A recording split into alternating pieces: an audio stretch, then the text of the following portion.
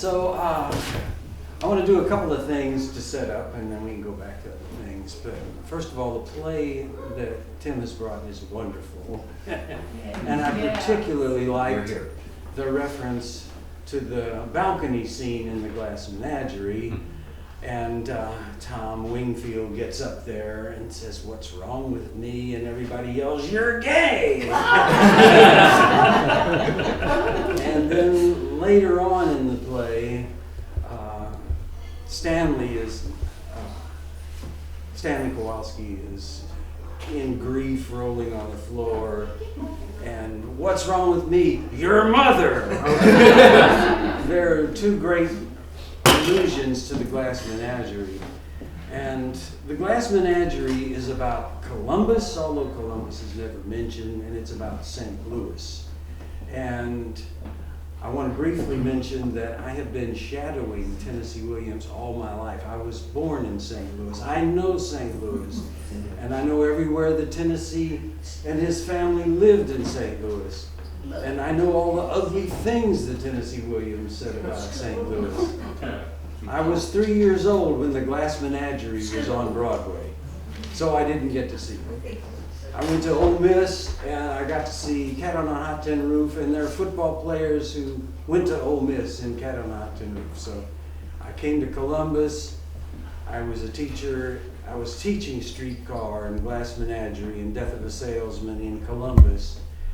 And I used to go to Keith Gaskin's father-in-law's bookstore and the Chimneys and chat with him about Tennessee Williams. And I remember Keith Gaskin's father-in-law, Douglas Bateman, saying after Tennessee Williams published his memoirs, "Why did he write that awful book?" And if you know the memoirs, that's when Tennessee Williams comes out in print about everything he's ever done in life. And except his plays. He wrote very little about it. Yes, that's right, about his personal life. Yeah. He opens up about his personal life. And so I had that conversation with Douglas Bateman, Keith's father-in-law, owner of Arrowton, etc. And then when Tennessee Williams died, I was still teaching at the W, and I ran over to the bookstore and talked to Douglas Bateman. "What do you still got on the shelf from Tennessee Williams? I need to buy up the Tennessee Williams." And then, of all things, I wound up going to St. Paul's Episcopal Church and didn't know, well, that's Tennessee Williams' church. That's where he was baptized, his grandfather's church. And so I wind up at Tennessee Williams' church, and they want to put up a historical marker in front of the church. And there are people in Columbus who say, "We don't want no Tennessee Williams marker in Columbus," and especially in front of the church. And so there is a historical marker over there now, but I was here when that discussion happened, and I know who was for and I knew who was against that historical marker. It's been fun to be on the fringes of Tennessee Williams' life, and I began to, in earnest, read about his mother, who came here in 1905. And to play off of your play a little bit, she came into the train station, which is right down 4th Street here, the train station at that time. Train tracks are still there, station's not there. You keep on going and you go to the cemetery. But if you get off at the train station, she was coming from other parts of Mississippi, you ride the street. No, you didn't then. You rode a carriage up into town. And when she got to town in 1905, they were building a streetcar line in Columbus in 1905, and it went in front of this building, the rectory, which used to be over next to the church. The streetcar tracks went down in front of the church, made the turn right here at this street, and turned again on Main Street and went out east past the college and then out to what we call Probst Park. They called it a lake park out there in her day, and there was a lake out there for swimming, supposedly, if it was safe. They weren't too sure. Typhoid fever was a problem. And so Tennessee Williams' mother is the thing that you can't ever forget when you're getting interested in Tennessee Williams. She came here as a 20-year-old And the week after she got here in July, there had been a shootout on Main Street. The guns went off. Thank you for using guns in your play. And it was two young gentlemen who could have become callers, but one of them was dead the week before she got here, and his name was Joe Bell, and he was the grandson of the richest man in Columbus in 1905. And he was killed in a shootout by a young man whose name was John B. Sale, of all things, John Sale. And the issue was that John Sale's mother had been insulted by Joe Bell because Joe Bell was the landlord in a rental or something, a room or something that John Sale's mother had to pay rent to. And apparently Joe Bell got a little frisky with John Sale's mother, and John Sale took offense, and of course everybody carried guns, why not, you know?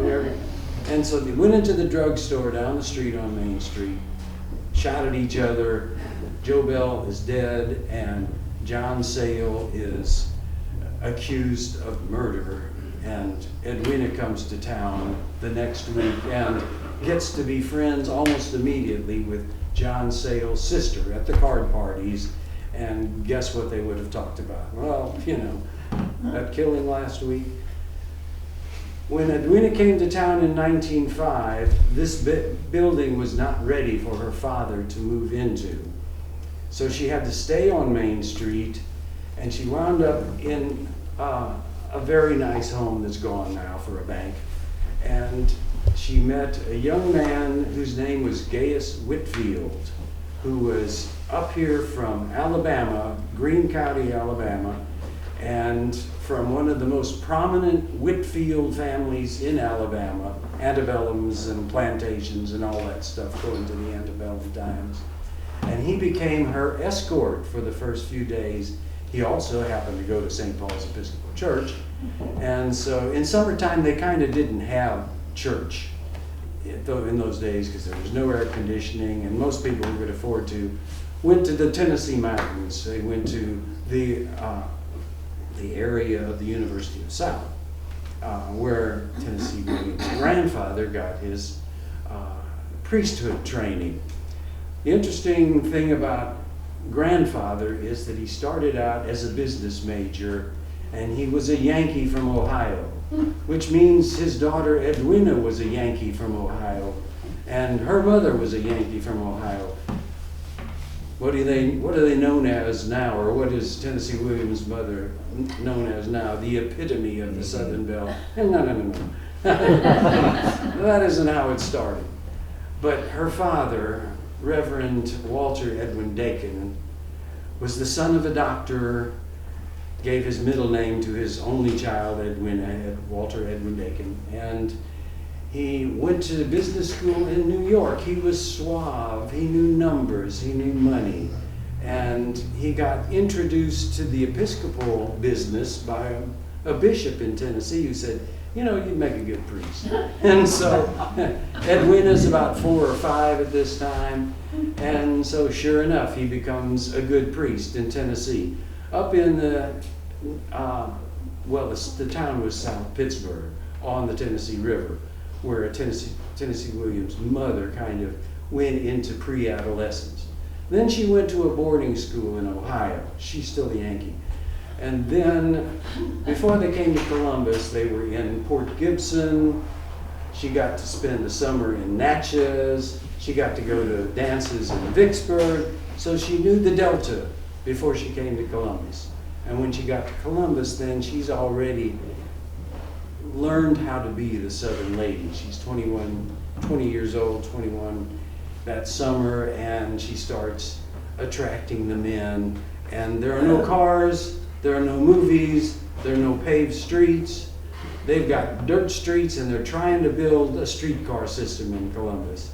And through that first fall, she dates every boy in town who's the right class, goes to St. Paul's, goes to the Methodist Church, the upper class of the neighborhood. And every girl for every dance has to be picked up by a boy in the carriage and taken to the dance. There was a hotel across the street here, which is no longer there. The Gilmer Hotel, 4 stories, I think, started in the Civil War. This place, was totally different when she was here. There was a hotel on College Street, the next block from the church. There was a hotel around the corner on Market Street where they did most of their dancing. And there was a theater right there across on that corner where the performances are going to be at middle of the day today. What's it called? Regal. It was the Regal Cleaners, but it actually was the theater. And so in Edwina's first year here, she went to the theater. She went to see Cinderella with a boy who fell madly in love with her in November of that first year. She went at Christmas time to Tuscaloosa to hook up with some of her friends from Tennessee who were now moved down to Tuscaloosa. Do all of you know the Lodge cast iron commercials? They're on television a lot more now. They're also on Facebook a lot now. That was the family that she could have married into, but she didn't. They're still doing iron cookware, iron skillet business today. That was the Lodge family. One of the first boys that she was madly in love with was a Lodge when she was a young teenager. So she went to Tuscaloosa for the first Christmas she was here and came back. In the spring, people start getting married and she starts going to weddings. And by May, Cornelius comes to town. And the thing that I want to end with, sort of, is that Tennessee Williams comes from 2 parents who are outsiders.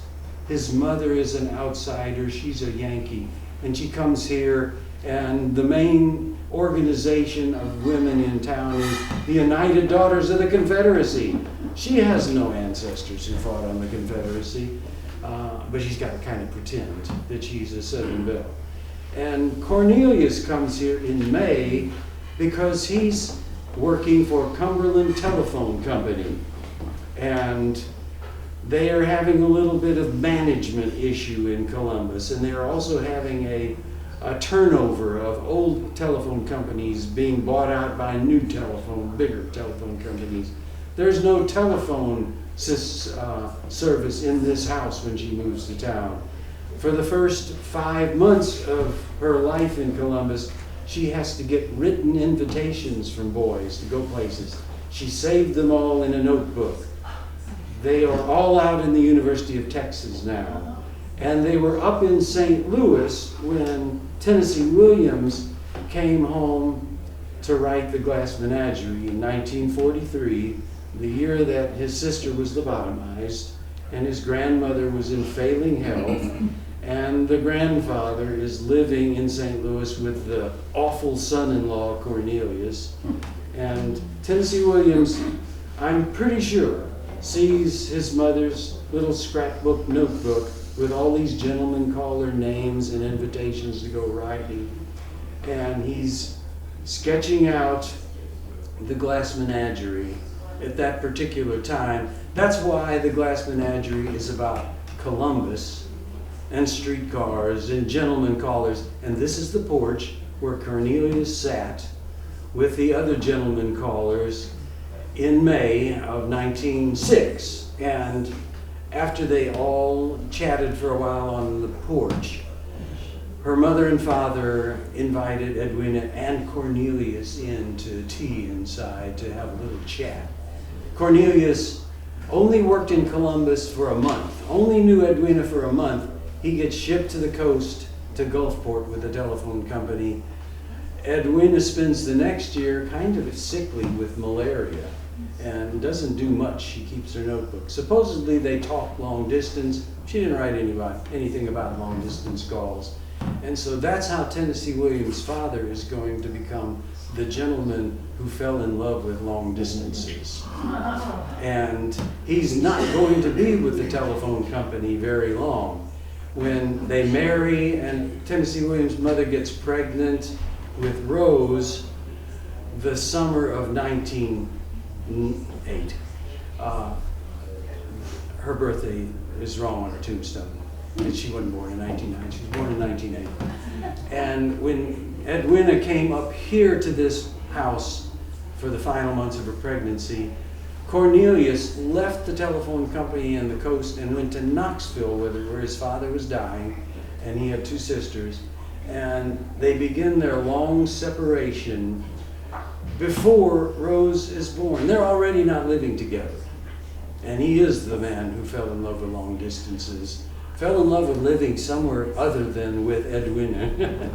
And so that's the parents who gave birth to little Tennessee after they gave birth to Rose, who was a very interesting, wild little child, and then winds up with mental illness, and in the St. Louis years is institutionalized for a while and then lobotomized during the war years. Tennessee, by the way, is not fit to be a soldier in World War II. He's got all kinds of physical problems, so he's exempt.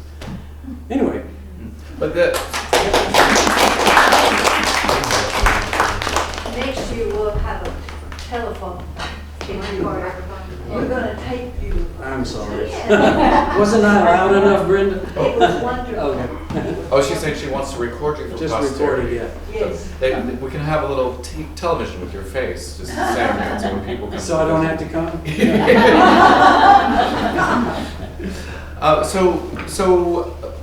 Edwina, Walter, Dakin, Rose, all lived in this house for 4 years. How many years? Walter was here going on 9 years. And I think part of the pressure to leave Columbus came from the fact that he was supporting a daughter and her 2 children, and where is the husband, and the people in the town say, when is your husband going to come to live here? By that time, he's a traveling salesman. He's not a telephone man anymore. And so I think my thinking is the grandfather, Reverend Dakin, was so well thought of by the congregation here. They wouldn't have kicked him out. And he was always getting invited to go to other churches in Mississippi and Tennessee. But I think he felt a pressure to kind of maybe move his daughter closer to her husband. So that maybe, and Cornelius, we know from the vestry records, Cornelius was being pressured by Edwina to buy a house in Columbus, or even rent a house in Columbus so she could stay here. And by the way, since she couldn't get into the UDC and there was no Daughters of DAR, Daughters of the American Revolution, when she moved here, that started when she was pregnant with Rose, and she managed to get into the DAR as a descendant of some Yankee Quaker, I think. And by the time Tennessee Williams was born, she was dug into the DAR, and she's going to take that to St. Louis with her, and that's going to be in the Glass Menagerie too. By the way, the other thing I did want to mention is that I grew up in St. Louis going to the Jewel Box in Forest Park, as did Laura Wingfield going to the Jewel Box when she's not going to class like she's supposed to. Wow. Then, That thing there is the thing. Will you read what it says on the loving cup Yes. sign. Read what it says on the loving cup. Loving cup, brim full of love and good wishes to Reverend Walter Edmund Dakin, members of St. Paul's Church, Columbus, Mississippi, December 1st, 1913. There you go. That is the actual loving cup. Yeah. And Tennessee Williams will be 3 in 1914, so he's not quite 3 when he departs. But see, the stories are in Edwina's head, and Edwina is a talker. And Tennessee Williams' grandfather will keep coming back here to visit people, bury people, weddings. He's tight with his community after almost 9 years. And Tennessee Williams came back here throughout. One time. That's it. One time. So, Tennessee Williams, and see, Edwina never came back here. She was humiliated that she couldn't get that husband down here and settle in. And so it was a total embarrassment for Edwina to have to leave Columbus. And Cornelius didn't want to have anything to do with these people. To some extent, the young men who got to know him that 1 month knew that he was a blowhard, and he was. And he knew that, they knew that, and so Tennessee Williams is not going to get back to Columbus until he's rich and famous. Streetcar is a movie, and he's rich and famous. He's pretty famous for the plays, but when Streetcar and Marlon Brando are being seen all over the country, he's rich and famous, and in 1952, he's going to come back and meet Keith Gaskin's father-in-law. And there'll be pictures of Keith Gaskin's father-in-law, Douglas Bateman, with Tennessee Williams and in the church. And he's going to stay across the street at the Gilmer Hotel for 1 weekend. That's the only time Tennessee Williams came back here. But he says, I always knew what it was going to be like because he'd heard his mother talk about it, and these people, and his grandfather and grandmother. So yeah, and by that He time... wrote a letter from the hotel because I've seen the letter. To his boyfriend? Yes. That letter? Yes. Question for you. In Key West, every year they have, every day they have something about what happened in history, and every year they note that Tennessee Williams was baptized a Catholic.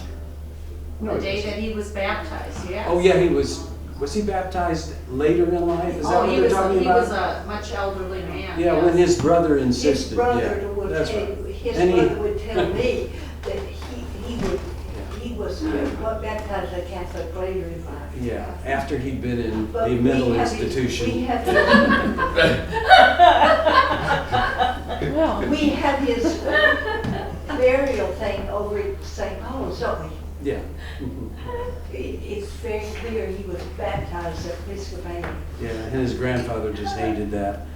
His grandfather always hated his grandson Dakin's conversion to Catholicism, which Dakin, the grandson, did during World War II. I don't know under what influence, but grandfather hated the Catholic Church.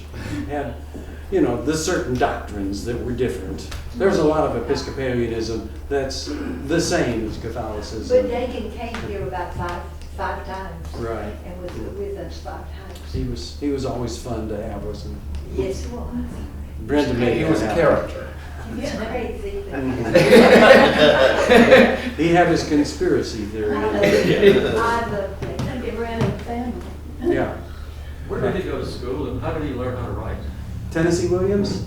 Okay, he was a born writer, and his mother encouraged that, got him his first typewriter, but he went to, of course, elementary school in St. Louis for a year and got bullied, so he came back to Clarksdale with his grandfather by himself for 2nd and 3rd grade, and these are very literate people. His grandfather, his grandmother, they read, they write letters. And so he was writing little fiction pieces by the time he was 10 years old in Clarksdale, making up stories about himself and his sister. And he's got something published in those little magazines you can send stuff off to. And by the time he's in high school in St. Louis, he goes to high school in St. Louis, he's already a published author of little things. And then he goes to St. Louis, he goes to University of Missouri for 3 years, and because he didn't go to ROTC classes, he got an F in military. This is going into World War II now. And his father, well, kind of early, his father pulls him out and says, you're not going back to graduate from University of Missouri. And that's when he does his time in the warehouse, the shoe company, shoe factory. His father says, I'm going to get you a job. We'll go to work in St. Louis in the shoe factory. And of course he hates that, and that's when he writes poetry on the side, as in Glass Menagerie. And then eventually he starts hanging out with the Washington University crowd and starting to write plays and poetry, winning prizes when he's kind of undergraduate and beyond age. Goes to Memphis for a summer and starts writing a play in Memphis staying with his grandparents in 1934, 35. And then he goes to the University of Iowa to the writers' workshops and gets a degree, finishes an undergraduate degree, but the emphasis is in theater. So then he goes out and he's on his own. Goes to New Orleans. When was it he was in bed and typing? And didn't he sleep in bed one summer he was sick? He was always sick. Yeah. And, Sickly child. but the notebooks, okay, the publication of his notebooks, which was released when we were having Tennessee Williams tributes here in Columbus. I don't remember what year that was, about 10 years ago. He wrote that stuff, I'm sure, in bed off and on. He had his typewriter and rooms at home, on the road. But didn't he have malaria or something? Not really. He had anxiety issues. Depression. When he went to Europe with his grandfather wanted to give him the European tour Yeah. before he started college. That was the summer after the Great Flood of Mississippi, 1927 Great Flood. The next year, 1928, everybody in Mississippi knows what awful things happen when the Mississippi floods. And that's the summer that Tennessee Williams is taken to Europe. And at one point he goes in one of the cathedrals and has this kind of meltdown. And I think we would today call it an anxiety, depression kind of situation. He has another one when he's working at the shoe factory in St. Louis a few years later. And other than that, well, he's got eye trouble, they tell him he's got heart trouble, but a lot of it was emotional, mental health type issues that we talk about in a totally different way today than they did in the 1920s and 30s. Well, speaking of notes written in bed, I have some. And I want to bring our English professors and our teachers into this, sort of expand on this discussion that we're having about sort of Tennessee's place in the world and in the 20th century, because there's this amazingly fascinating time in American history where I think it's 1897, a playwright named Thornton Wilder is born, and he will eventually write Our Town in 1938, which changes what we think of as theater using these different meta-theatrical techniques, right? And then about 12 years later, Tennessee Williams is born in 1911. I probably got the math wrong on that, but 1911, and he when he writes Streetcar he ends up calling it a memory play and uses almost the same techniques that Thornton Wilder is using. And then a few years after Tennessee Williams is born, Arthur Miller is born in 1915. It's just a few years later, and Death of a Salesman comes 2 years right behind Streetcar, and he changes the genre in his own way, using almost very similar techniques. To Tennessee Williams, it's his memory play and the original stage directions for Death of a Salesman are kind of similar to Glass Menagerie. He actually wanted the set to take place in Willie Loman's head. Like, he wanted the set to be a big head and put it inside his brain.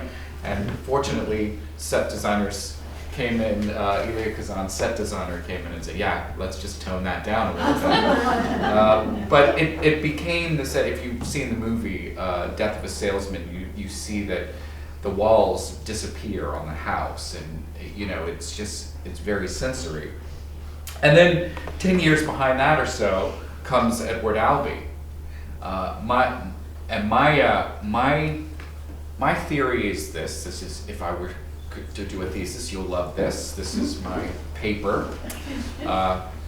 Maybe someday it will apply to some sort of academic career. I think that Thornton Wilder comes along, and he is about the American spirituality. I think Tennessee Williams explores American sort of sexuality, the psyche, the id, and I think that right behind him, Arthur Miller comes and he examines the American political side, our sort of sociology, how we live, who we are as Americans. And I think that Edward Albee is right on the backside of that, exploring the pathology of what it means to be American, the disease, what is the disease of this Americanism that we have.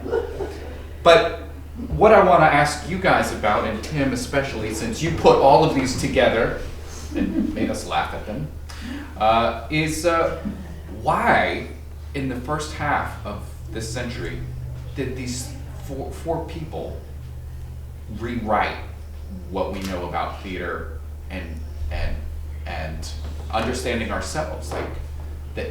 Why that time and place, and how did they do that? So, any ideas on that? Yeah. Well, maybe Do the smarter people want to crack at this one? You're from Chicago, you know all that stuff. Oh, that's right.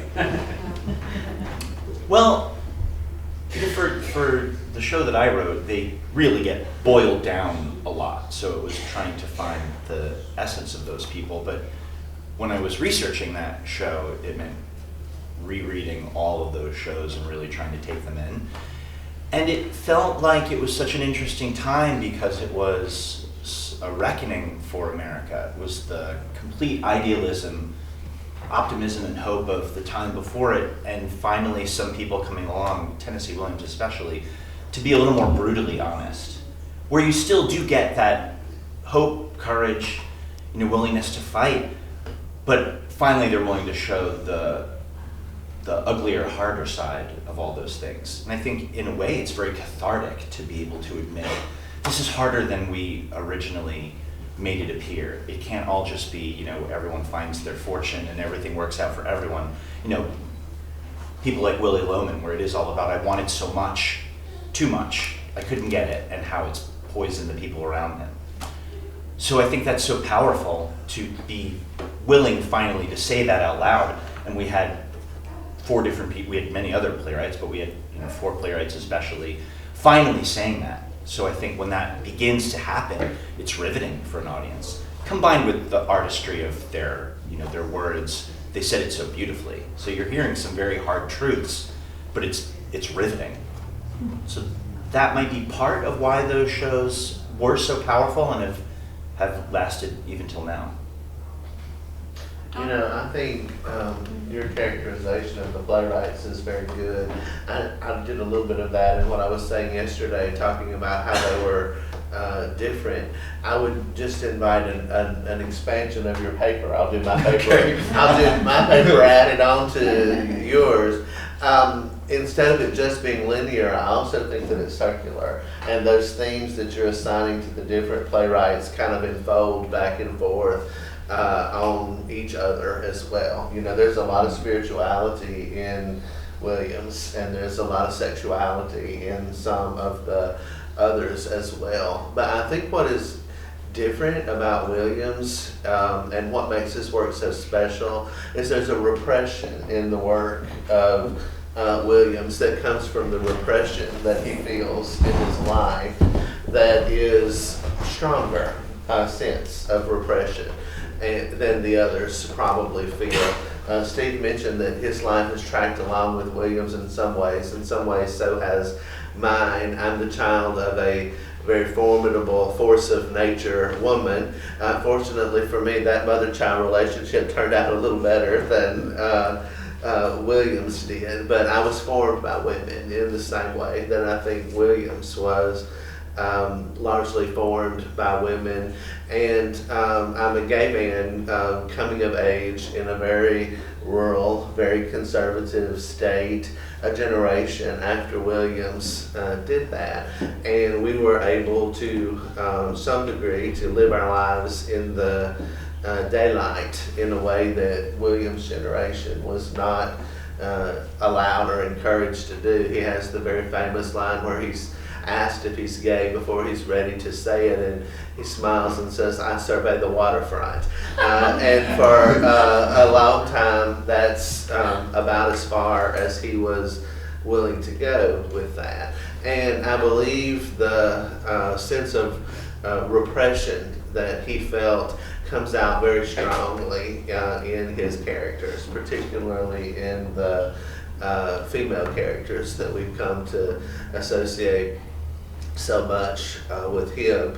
So I think the time in history, you all are right to point out, had a lot to do with that. I think for Williams as a person, I'm very sad that he felt that he had to make some effort to not live fully into who he was in the public. I think as an appreciator of his art, I'm glad, because I think that it was the grappling, not just with the sexuality, but with other things that caused the art to elevate to the great and high level that it elevated to.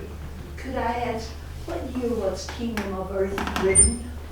Do you happen to know? Because Come on, don't ask me hard questions. because Kingdom of Earth deals with the homosexual very, very blatantly. I think we're in the 60s when that was written, but I'm not sure. He was writing it about the homosexual lifestyle. And by the way, people may not realize that there's a good bit of scholarship that's been done, and as much as has been done about something unspoken, which is rather a small and often overlooked work, but was beautifully done here yesterday, about a really strong undercurrent of lesbianism in that play.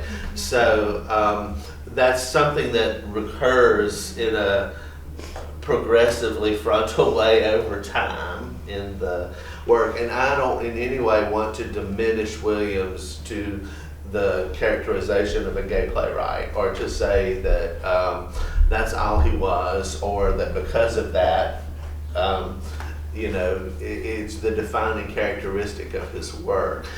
There's a lot in all of Southern culture, gay, straight, or any other kind, that's fairly repressive. The temperature, starting with the temperature that Blanche was talking about last night, and the fact that we're genteel people, and that we try to do what my grandmother taught us children to do, which is, if you don't have something nice to say, at least you can be quiet. There's a lot of that in what it is to be a Southern person. And all of that came together, I think, in Williams. I often think that if you look at history and that Victorian era that was so stifled and so restricted, and then the United States had gone through a horrible depression right after the early 1900s, and then World War I. And that was such a turning point in how we looked at life. Men came back so disturbed and so frightened and so damaged from World War I, and they never recovered, and their families had to deal with this tragedy. And it was like when the 20s hit, people said, let's put that away, we're not going to live that way anymore, and the economy was so flourished and full, and people were successful. No longer, you could do things, women could do things on their own. They didn't need to be escorted, they didn't need to be protected, they were a little more open. And I think that had a big influence on his, especially on his life. And then World War II.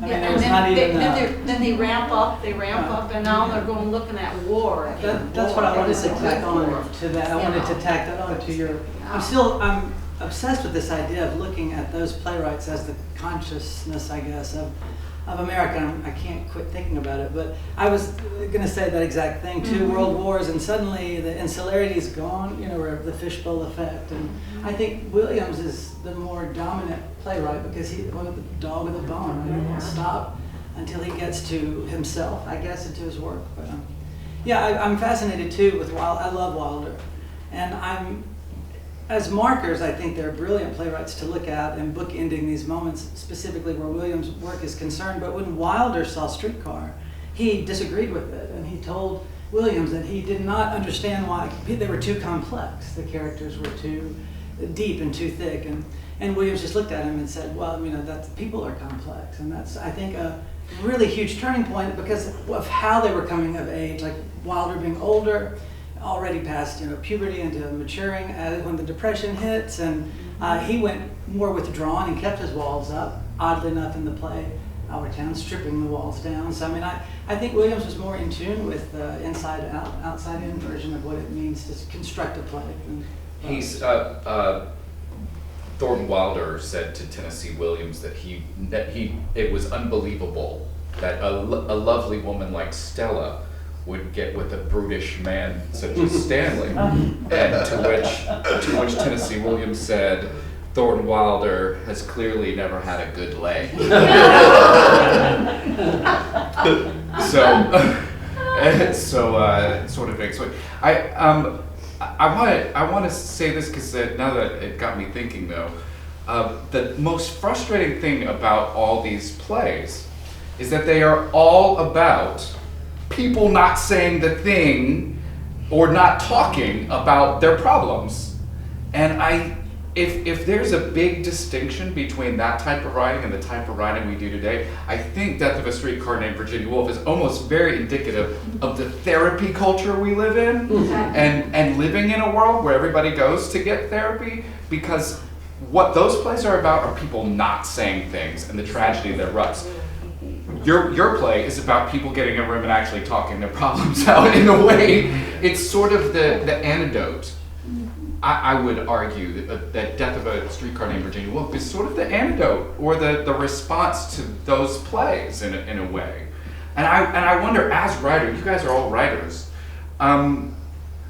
does our therapy culture make it harder to write plays these days? Because the temptation is just to solve the problem. I just want to fix that problem. And when you're watching Streetcar Named you just want to say, Blanche, oh my God, please, Blanche, you got to get out of this apartment. We're going to help you out. We're gonna fix you. Like, you want to fix everybody. Willie, come on, man.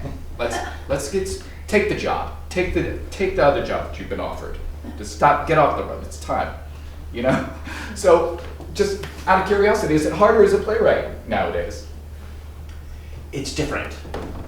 And when you said therapy culture, a very early draft of Death of a Streetcar Named Virginia Woolf, had a therapist show up halfway through, but people's problems were solved too quickly, and we realized we didn't need a new character. Felt so out of place alongside these iconic characters. As I tried to write that person, I was like, I can't hold a candle, against these other people that we know so well.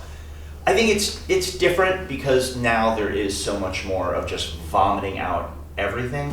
But what I find is people that are in a rush to tell you what's wrong with them, there's still something under what they're telling you that you have to get to. I've just spent the last few months in Manhattan, where it feels like everyone is in a rush to say, like, oh, I'm so busy and I have this new thing going on for me and blah blah blah. They almost do it in cafes where they want you to listen in. the problems that they're detailing to their poor friend that never gets a word in on the other side of the phone, apparently, that's not what's going on with them. That's what they want you to hear, but there's still some weird things underneath. So we still have those things underneath, but people are more excited to tell you the problems they've internally decided are fascinating. I'm not a playwright. I've written a good deal of nonfiction, and I've tried to be a poet sometimes, but so I can't answer about being a playwright. But I think what's important about your play, among other things, and important about the plays we're talking about today, is that we're still having the conversation. That the conversation has been ongoing and it's still considered relevant enough that we're still having it. And I wanted to just say that's what's really so important about what you all are doing here in Columbus. That's what's important about your play as well. I'm not a purist. I've never been, and I don't apologize for that, although some are. The juke joint singer Suge in Color Purple says, sometimes I sing, sometimes I dance, sometimes I holler, in order whatever she had to do to get the attention of the room. That's what I do in the classroom. So I'm not a purist, you know. I think it's a fine thing when the Alabama Shakespeare Festival dresses Macbeth in World War II, and when Birnham Wood moves to Dunsinane, it's with tanks instead of. I'm good with that, and the reason I'm good with that is because it's reinventing Shakespeare and contextualizing him and bringing him forward into a modern audience that has phones and things and wouldn't pay attention to him otherwise, probably. So yesterday was a perfect day for me because in two distinct ways, this festival brought Tennessee Williams forward. You did something unspoken, which is almost never done, in a fairly traditional way, and you nodded to the beauty of the artistry in that way. And then you did something that's very new and a bit avant-garde. So you made Williams relevant for another generation in a way that he might not have, they might not have accepted. And your play is very textured and very good, and you know there are things that are obvious, like the cat crossing over the roof, which is wonderful. I don't mean obvious in a bad way. I thought it was obvious in a wonderful way. But you know, the very best scene in the play to me, I would have to say, and that's personal, didn't turn out to be one of the Williams ones so much. The one that just took my breath away was the moment that Willie had with the sons when you did the nod to that great scene from the best scene in Death of a Salesman. I think, you know, that was bringing that alive in a way that someone who hadn't even read the plays, doesn't even maybe know the work, would still find it to be relevant and important. So we're still having the conversation. Mm-hmm. So these guys win, I think. Chris Lee, as somebody who I would call, knowing your work, a rural Southern Gothic playwright and poet, short story writer, has it gotten any better in terms of repression in rural, let's say Mississippi, let's say maybe Louisville or Myron's? Like, are the therapists just, you know, thick on the ground? Well, actually, it hasn't changed at all. And I'm mulling it over too, because to me, writing is my therapy in a way. I mean, it's my own therapy culture, but no, it really But hasn't. you're a great actor too. Oh, thank you. Well, thank you. I'll take all compliments. This man was the kingdom of earth. He was the homosexual in kingdom of earth. And it stuck. Amazing what drama The power of the written word. Your question about the problem of writing, or the problem of addressing it versus the solution. I, as a writer, am far more fascinated by the problem than I am the solution. And I think each of these playwrights, though they resolve and it is solved to an extent, I don't think any of them really offer a solid solution to whatever that issue may be, because if they did, we probably wouldn't be writing about them anymore. But it's fascinating that in the South things change but don't change. Like, I was brought up by my great uncle, so I was removed from an entire generation of the parents, and I was brought up much older than I was. I was always the mom or dad, and then I was the grandma, granddad, because I acted so much older than my peers even when I was little. So I feel like maybe I've missed something, but even now, no, it hasn't, and I don't know what that means exactly. Well, I think it's fascinating, right? Yeah, I mean, it gives me plenty to write about, but I don't know if I want it to change necessarily. I mean, I want to have that root, but I think you carry that with you in a way from a Southern writer does, more than writers from any other region, I guess. I don't know. Tennessee wasn't here all that many years, but formative in his mind, certainly. He created a whole mythos of it, so I think he was more fascinated with the problem than trying to fix it, or wanting it to be fixed, although he inundated himself with a great deal of therapy. And you don't have to be in a place to be out of place. Right. And I do think that this place sticks with you not only as a writer, but it sticks with you in the essence of who you are and how you interact with other people wherever you go. I was in a conversation with some students a while back, about, I guess maybe a year ago, and I asked a question without realizing where this answer was going to go, but even when you talk about other places in the South, we were talking about it the other day too, like what are the centers of those places, right? So if you go to Alabama, you might say, oh, Birmingham, people know Birmingham, and that's the big place. Or Atlanta is often talked about more than Georgia, right? But there is no Mississippi place like that. When you say, well, I go to Mississippi, where do you go? Well, where do I go? It's sort of like the whole state is its own, emotional center. We don't have like a specific place. And as my grandmother used to jokingly say, that the two biggest cities in Mississippi are Memphis and New Orleans. And so it's we don't really have a place. And so when you have an emotional center that is the whole thing of the thing it's supposed to be, it is impossible not to be in that place wherever you go. Well, your grandmother was in good company. I think Faulkner fairly famously said that. I did. Well, I don't mean to say she said it. No. She He probably stole it from your grandmother. She did live a lot longer than she did. It's all young Nabatoffa. That's right. She was in Jefferson. That's where she lived. Do you not think that the pace of Mississippi is different? Say, like we slow things down, even the way we talk. I think it's the gin. Feel that. Yeah. I got you.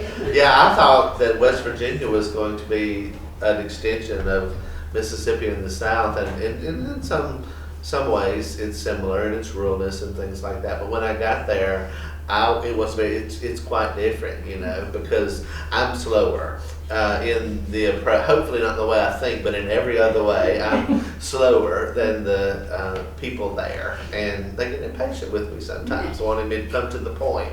And I'm like, I'm building to that, and I will come there in the fullness of time. Just stay with me. So. One thing I could say, and just kind of goes back to, and I want to ask you about this, Tim. When you're doing a parody of something, you have to find the essence of the thing, and in your characters, you capture the essence of who those characters are. Even though you're going to make fun of them, they're still the thing in itself that we have to recognize within it. Is that a difficult thing to do? I mean, it's easy to just make fun of something very quickly and go, okay, I'm going to imitate this thing. But then to sustain that for a whole play and to build a play around it, you actually have to do more work than just a quick imitation, right? You have to think pretty deeply about these characters as you're writing. Yeah, to try and extend them a little bit, for a show like this one where you're taking what they are and kind of bringing it somewhere. One nice thing that helped me was the Second City style that they've had over all the years is to just try things and then you edit it back. So there was, I probably wrote 5 times more than what's in the show. And whenever you feel like you're wandering away from, what Blanche or Stanley are, it was easy to bring it back. Try things and think that doesn't feel in line with what Stanley might do. And as you try to push beyond that, one thing that we do with Stanley in the show is, because when I read the original play and saw the movie, I thought, why does Stanley know about the Napoleonic Code? And he's very articulate about it, and very little else. The rest of it is very brutish and Right. So I love moments like that, and a lot of comedy comes from, or when you're improvising, it comes from, what's the first weird thing? The scene is going along, and then something that catches your ear, that's usually a useful thing, because it's something in the moment, the audience may also notice it, and then you can build on that. So that was a note I took, is, what if he knows about all sorts of things, like the Napoleonic Code? So the more the show goes on, he keeps just doling out these weird little nuggets of historical knowledge that how would he know that?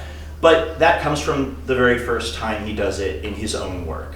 I always tried to start with something that's germane to the actual character. Because you don't want an audience going, well, why is that happening in the show? I don't get that. You want to always try to have it spring from something organic. So yeah, the tool of kind of overwriting and then bringing it back to making sure that it always feels true to the original character was my method, and seemed to work for this show. yeah, I just love those little things that you add, that you gave to those characters. Has everybody seen the show yet? I've seen it this afternoon. Okay. Sorry, I'm ruining parts of it. We'll try not to finish ruining it. Go right ahead. Oh, it's so I will enjoy it more knowing this background. But you know what you're saying about starting with the Colonel and expanding, and the audience saying he wouldn't do that, or where is that? What I found myself doing was different, and I think much more of an honor to the play. I found myself thinking, actually, with Stanley, maybe there was a great deal more dimension to Stanley than we gave him credit for to start with. And then I start using your work to reflect on the original characterization, and I may go back and find a dimension or the promise of a dimension to Stanley that I wouldn't have given him credit for had I not seen your show. Music to my ears. You may find out that Stanley's hilarious. Yes. Not right. Another music to your ears. A lady told me that she was going back and she was going twice. Oh. That means everything. Yes. We are very blessed that you brought this splendid cover. Oh, that's Chris's work. Well, that's actually music to our box office.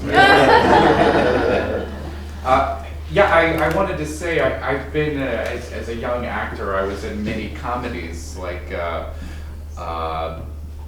Importance of Being Earnest and Charlie's Aunt. I don't know if you've seen that. Oh, That's yeah. one where you run around in a dress most of the time, and in Victorian dress. And they don't really give you a whole lot to go for with this as far as character development.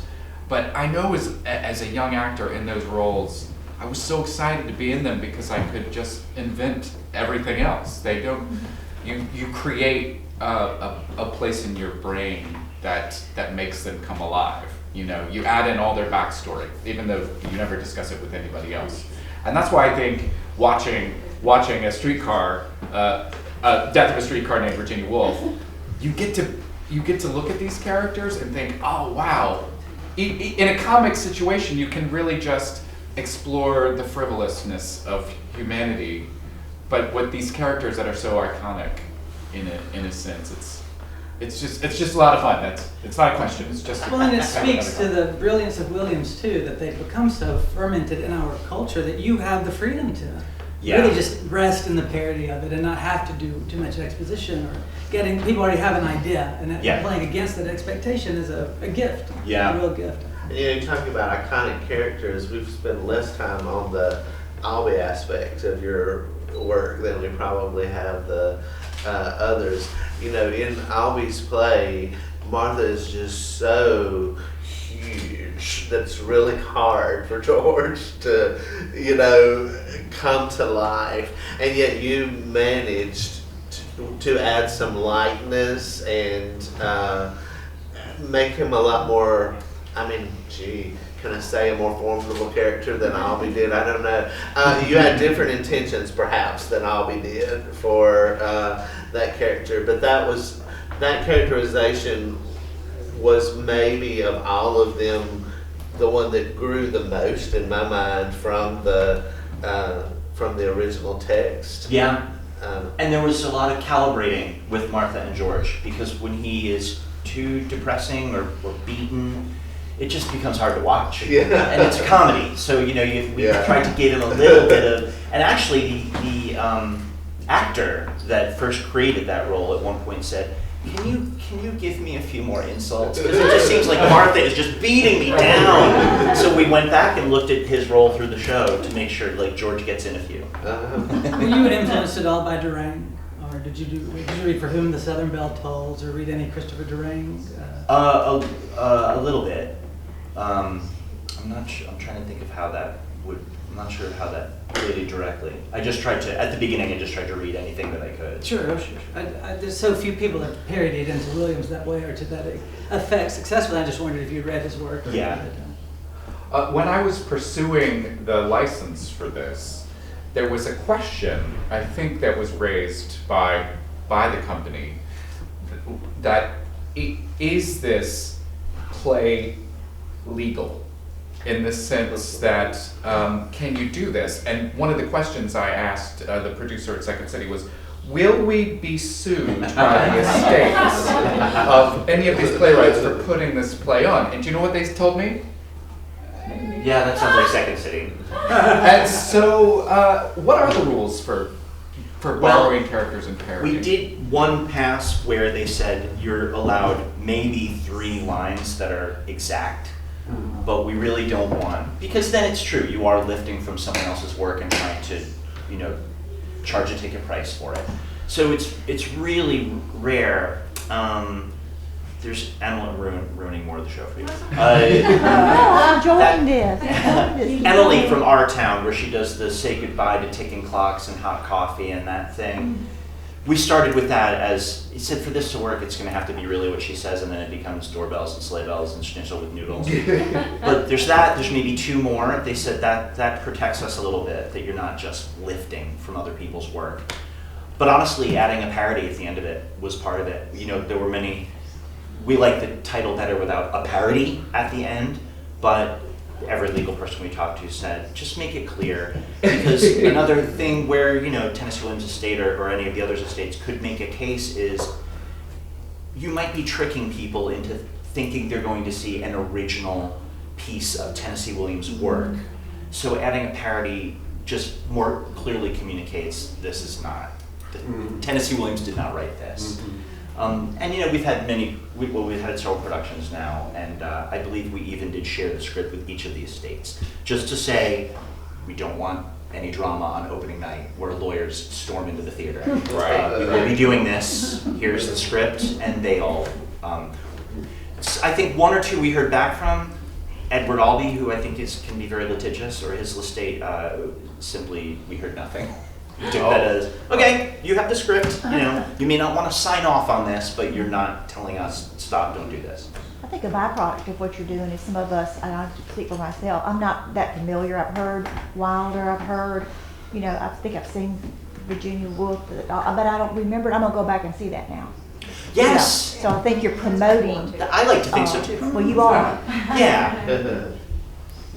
Yeah. It's weird because Edward Albee in particular was known as a playwright who had an enormous amount of control over productions of his plays. If you were a professional company and you got the rights to the play, you had to send headshots of your actors to Edward Albee, and he had to approve them individually. This with every professional company, and there was invariably 1 or 2 actors who did not make the cut. It was almost as if he was saying, I have control over my show. This lady doesn't have a long enough resume, or just this character doesn't look the part that I imagine it. And he would resist other people's interpretations of his plays. Like people would try to change races or have somebody played by a male character that was supposed to be a woman, things like that. He never did it. I don't think that Tennessee Williams was like that with his plays. And in fact, a few times I think Tennessee Williams is more likely to have somebody forced upon him that he didn't want in the role, Tallulah Bankhead. Or he'd get drunk and be in it himself. Ruined his own play.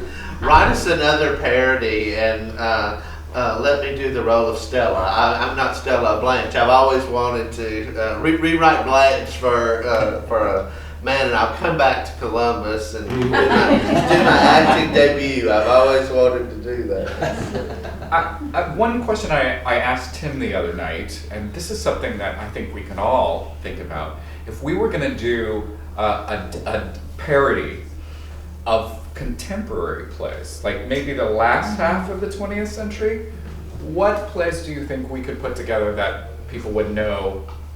Or maybe it's movies? Like, what would be like the 4 iconic plays in the last 50 years? Well, I would have to throw in Angels in America. Oh, yeah. I feel like it's, I don't know if I'd want to see a parody of it. But I certainly think it has earned its, Tony's a bit of a harder pill to swallow, but his play, that's an excellent play. So I would put it in there as one of the 4. Or what about a mashup, like Titanic and Showboat? I think it's, Tim said it would probably be easier to put musicals together, to mash up Yeah. musicals. Oh. I think that seems- says a lot about our culture, that's a really hard question to answer, to think of iconic plays from the second half of the century forward that stand up to the iconic plays of, or I think just the fact that we have a hard time answering the question is an interesting answer to the question. With musicals or movies, it would probably be easier. I wonder why, did you think we're too close to them still? Like, we get 20 more years and. It would be nice if that turns out to be the case rather than my original theory, which is that there just aren't as many that are as iconic. So. Well, what's musicals would being make it taught easier. is the question. That's right, the educational system. You go to high school or college, you're probably going to have to read Death of a Salesman, The Glass Menagerie, Streetcar Named. What are they teaching from current theater in high schools and colleges today? Maybe nothing or very little across the country, you know. Well, in the playwright this past decade, I just read this in, I think, American Theater, that made the most money continuously was Tennessee Williams. I mean, he's been dead for 30-something years, but there were 4 revivals, and then 2 years later, Sally Field, they did The Glass Menagerie. It went away. A year and a half later, Sally Field wanted to do it, so they brought it back. It went away. So I mean, he's dead and making more money than current playwrights who would like to have a shot, you know, but. So, I mean, when you're good, you're good. When you're good, you stay good. Dead or not, you're still good. So. I wanted to also say, sort of going back to the idea of what is the sort of modern answer to those 4 plays? And I think one way you capture that in Death of a Streetcar Named Virginia Woolf is, some of you may have seen this if you were kids in the 80s. Did anybody see Breakfast Club at some point? Oh, yes. You know how like it's about a group of kids getting together who all have totally different identities and then spending a day together and then coming out as the best of friends? Very good. I think that's like the story of how we write drama these days. I think that's the modern thing. People who are very different come together and put their uniquenesses together and then come out. I don't know, that almost feels like the iconic 21st century story right there. We owe a lot to John Hughes. He really, We do, we He really shaped do. a whole entire generation. Ferris Bueller. And when you have that reference at the very end, as soon as they started saying, what was it? A brain, Outcast, the princess.